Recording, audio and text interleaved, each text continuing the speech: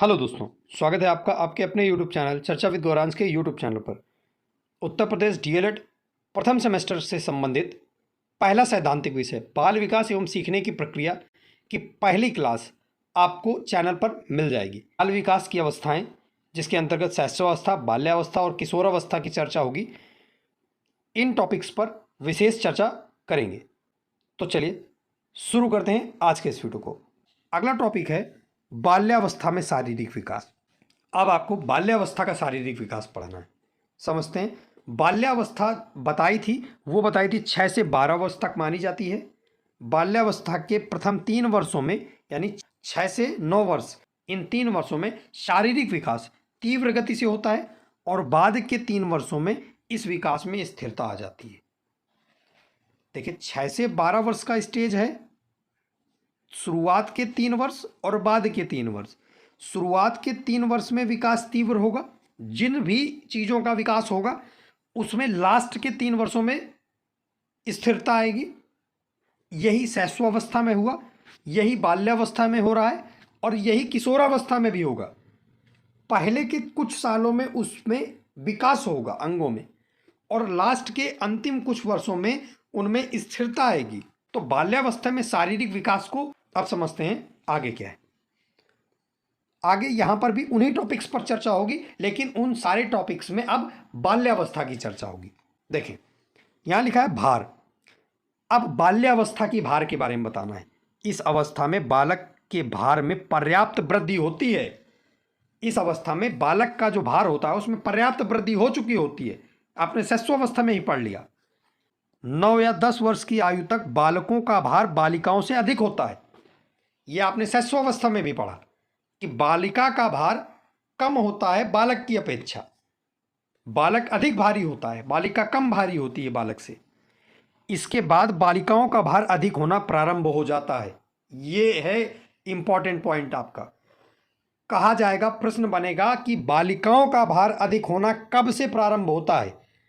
तो आप लिखेंगे 10 वर्ष की आयु के बाद बालिकाओं का भार अधिक होना चालू हो जाता है बालकों से।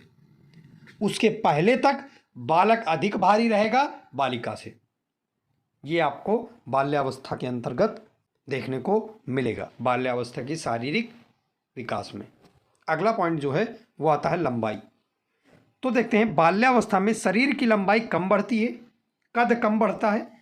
इन सब वर्षों में लंबाई 2 या 3 इंच ही बढ़ती है। जो आपने पढ़ा कि बाल्यावस्था का जो टाइम पीरियड है, उस पूरे टाइम पीरियड में 2 या 3 इंच ही बढ़ती है पूरी लंबाई।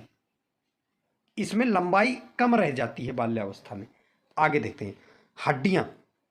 इस अवस्था में प्रथम 4 से 5 वर्षों में हड्डियों की संख्या में वृद्धि होती है और 10 से 12 वर्ष की आयु में हड्डियों का दृढ़ीकरण होता है। मतलब उनमें स्थिरता आती है, मजबूती आती है, मजबूत होती हैं। पहले 4 से 5 वर्षों में तो हड्डियां बढ़ती हैं और अंतिम 10 से 12 वर्ष, 10 साल से 12 वर्ष तक, 12 वर्ष तक बालक की जिन हड्डियों का विकास हुआ है उन हड्डियों में स्थिरता आती है, उनमें मजबूती आती है। अगला टॉपिक है दांत। बाल्यावस्था के आरंभ में दूध के दांत गिरने लगते हैं। देखिए, शैशवावस्था में तो दूध के दांत निकले, सभी दूध के दांत निकल आते हैं शैशवावस्था में, आपने पढ़ा है।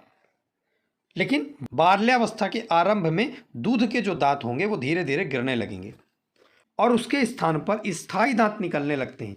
स्थायी दांत, जो उसके स्थायी दांत होते हैं, वो निकलना प्रारंभ हो जाते हैं। 12 से 13 वर्ष की आयु तक सभी स्थायी दांत निकल आते हैं। 13 वर्ष की आयु तक सभी स्थायी दांत निकल आते हैं और यह आपका इंपॉर्टेंट पॉइंट है। प्रश्न बनेगा, किस वर्ष तक बालक के स्थायी दांत, पूरे स्थायी दांत निकल आते हैं? तो आपका उत्तर होना चाहिए 12 से 13 वर्ष की आयु के बीच बालक के संपूर्ण स्थायी दांत, सभी स्थायी दांत निकल आते हैं। चलिए, अगला पॉइंट है मांसपेशियां। मांसपेशियों को समझेंगे। मांसपेशियों का भार 8 वर्ष तक कुल भार का 27% हो जाता है। टोटल जितना भार होगा उसका 27% हो जाएगा। मांसपेशियों का भार 8 वर्ष तक कुल भार का 27% हो जाता है। तो टोटल जितना भार होगा 8 वर्ष तक कुल भार का 27% मांसपेशियों का भार हो जाएगा। बालिकाओं की मांसपेशियां बालकों की अपेक्षा अधिक विकसित होती हैं। बालकों की मांसपेशियां कम विकसित होती हैं और बालिकाओं की मांसपेशियां अधिक विकसित होने लगती हैं। चलिए आगे देखते हैं। आगे लिखा है अन्य अंगों का विकास। बाल्यावस्था में मस्तिष्क आकार और तौल की दृष्टि से पूर्ण विकसित हो जाता है। देखिए ये पॉइंट आपको साथ नहीं छोड़ेगा। आपका सिर का जो भी विकास है, मस्तिष्क का जो भी विकास है, ये आपको आपकी टीटी, सेंटर टीटी और आपके खुद की सेमेस्टर परीक्षाओं में देखने को मिलेगा। और ये इंपॉर्टेंट प्रश्न है, मैं आपको बार बार बोलते चल रहा हूं, इस पॉइंट को आपको परीक्षा में देखने को मिलेगा। बाल्यावस्था में मस्तिष्क का आकार और तौल की दृष्टि से पूरा विकसित हो जाता है। बाल्यावस्था तक पूरा विकास हो गया मस्तिष्क का, संपूर्ण विकास मस्तिष्क का बाल्यावस्था तक पूर्ण हो जाता है। बाल्यावस्था में सिर के आकार में क्रमशः परिवर्तन होता रहता है, आकार में परिवर्तन होता रहता है, विकास पूरा हो गया है। इस अवस्था में बच्चों के लगभग सभी अंगों का पूर्ण विकास हो जाता है और इस स्टेज में बालक के सभी अंगों का पूर्णतः विकास हो जाता है। शारीरिक गति पर नियंत्रण रखना सीख जाते हैं। कुछ शरीर की गतियां होती हैं, हाथ चलाना, पैर चलाना, उनमें नियंत्रण, पैर से अपना चल लेंगे, चल पाएंगे। अब बच्चे घुटनों के बल चलना बंद कर देते हैं। कोई सामान उठाने को कह दो तो उठा करके दूसरी जगह रख देंगे, क्योंकि अब वो शारीरिक गति पर नियंत्रण है, उनकी मांसपेशियों पर दृढ़ीकरण आ चुका है। तो ये रहा आपका बाल्यावस्था में शारीरिक विकास। बाल्यावस्था के अंतर्गत किस प्रकार से शारीरिक विकास होता है। चले, उम्मीद है आपको समझ में आया होगा। आगे देखते हैं बाल्यावस्था में मानसिक विकास किस प्रकार से होता है। बालक की शारीरिक आयु के साथ साथ मानसिक विकास भी होने लगता है। बच्चे स्कूल जाने लगते हैं, इसलिए उन्हें मानसिक विकास के अधिक अवसर मिलते हैं।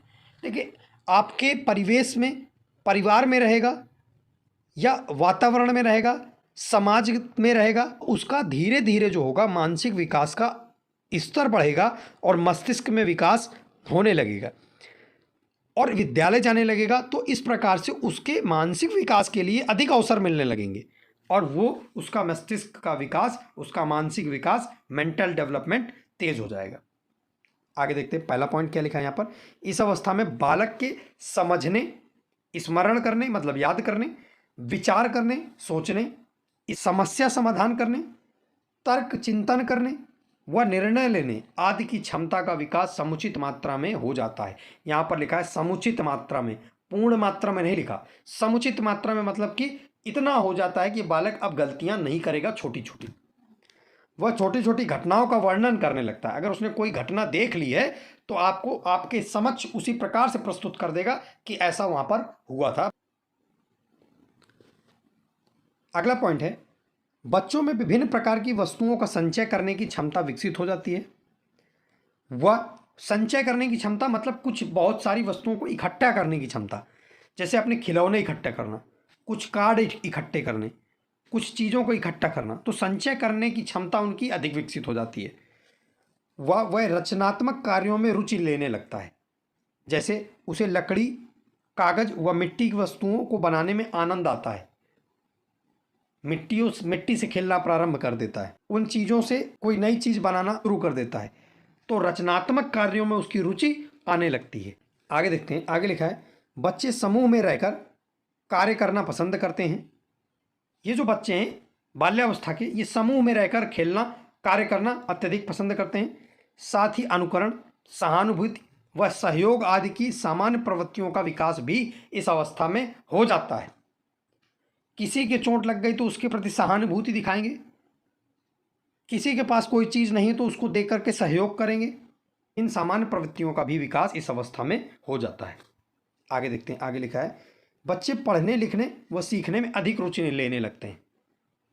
पढ़ने लिखने में और सीखने में, कुछ सिखा दीजिए आप उनको बनाना तो वह भी उसको वैसे का वैसा बनाने का प्रयास करने लगेंगे, उसमें अत्यधिक रुचि लेने लगेंगे। आगे लिखा है, अगला पॉइंट है खेल उसकी दिनचर्या का प्रमुख अंग बन जाता है। बाल्यावस्था में बालक का खेल खेलना अधिक जरूरी है और यही उसका प्रमुख अंग बन जाता है। खेल ही उसका प्रमुख अंग है। वह पहेली बुझाने व समस्यात्मक खेलों में रुचि लेने लगता है। उसको पहेली आप पूछ दो, वो उसमें ज़्यादा इंटरेस्ट लेगा, खेल में ज़्यादा इंटरेस्ट लेगा। ये बाल्यावस्था में मस्तिष्क का विकास है। अगला पॉइंट है, बच्चे पर्यावरण की वास्तविकताओं को समझने लगते हैं और उनमें आत्मविश्वास विकसित हो जाता है। उनमें आत्मविश्वास आ जाता है कि मैं इस कार्य को कर पाऊंगा या नहीं कर पाऊंगा, मुझसे ऐसा हो पाएगा या नहीं हो पाएगा। इस चीज़ को वो समझने लगते हैं, इसका विकास उनमें हो जाता है। आपका जो टॉपिक है विभिन्न प्रकार की अवस्थाएं, बाल्यावस्था, इन टॉपिक्स पर विस्तृत हमने चर्चा की। आई होप आपको समझ में आया होगा। अगर आपको क्लास अच्छी लगती है तो आप चर्चा विद गौरांश यूट्यूब चैनल को ज़रूर सब्सक्राइब करें, इस वीडियो को लाइक करें, अधिक से अधिक शेयर करें। तो चलिए मिलते हैं किसी अगले वीडियो में किसी नई क्लास के साथ। तब तक के लिए जय हिंद।